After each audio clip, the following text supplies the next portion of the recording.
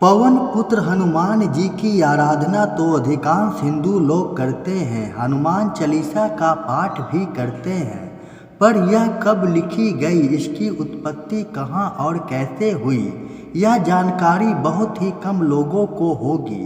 बात 1600 ईस्वी की है। यह काल अकबर और तुलसीदास जी के समय का काल था।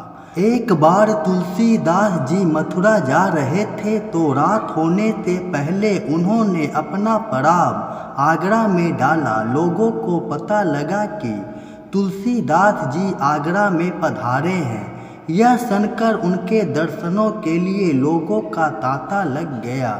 जब यह बात बादशाह अकबर को पता लगी तो उन्होंने बीरबल से पूछा कि यह तुलसीदास कौन है।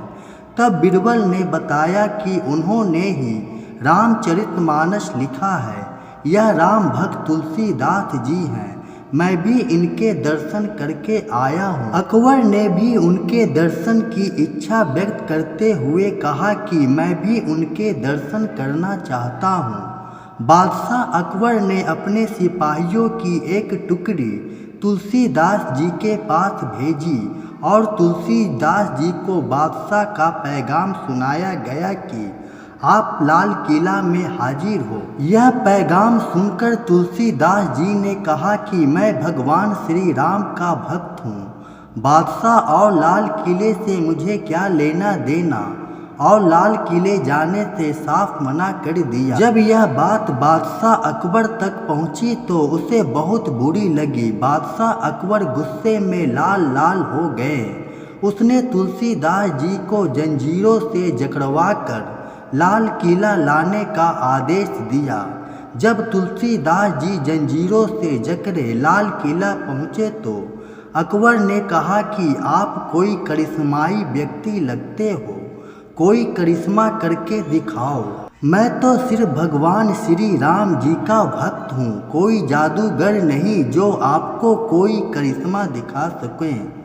अकबर यह सुनकर आग बबूला हो गया और आदेश दिया कि इनको जंजीरों से जकड़कर काल कोठरी में डाल दिया जाए। दूसरे दिन इसी आगरा के लाल किलों पर हजारों बंदरों ने एक साथ हमला बोल दिया।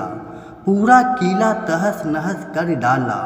किले में त्राही त्राही मच गई। तब अकबर ने बीरबल को बुलाकर पूछा कि बीरबल, यह क्या हो रहा है। तब बीरबल ने कहा, हुजूर, आप करिश्मा देखना चाहते थे तो देखिए।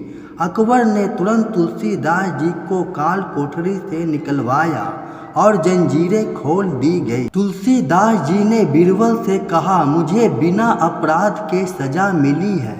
मैंने काल कोठरी में भगवान श्री राम और हनुमान जी का स्मरण किया। मैं रोता जा रहा था और रोते रोते मेरे हाथ अपने आप कुछ लिख रहे थे। यह 40 चौपाई हनुमान जी की प्रेरणा से लिखी गई है। कारागार से छूटने के बाद तुलसीदास जी ने कहा कि जैसे हनुमान जी ने मुझे कारागार से कष्टों से छुड़वाकर मेरी सहायता की है, उसी तरह जो भी व्यक्ति कष्ट या संकट में होगा और इसका पाठ करेगा, उसके कष्ट और सारे संकट दूर होंगे। उसको हनुमान चालीसा के नाम से जाना जाएगा।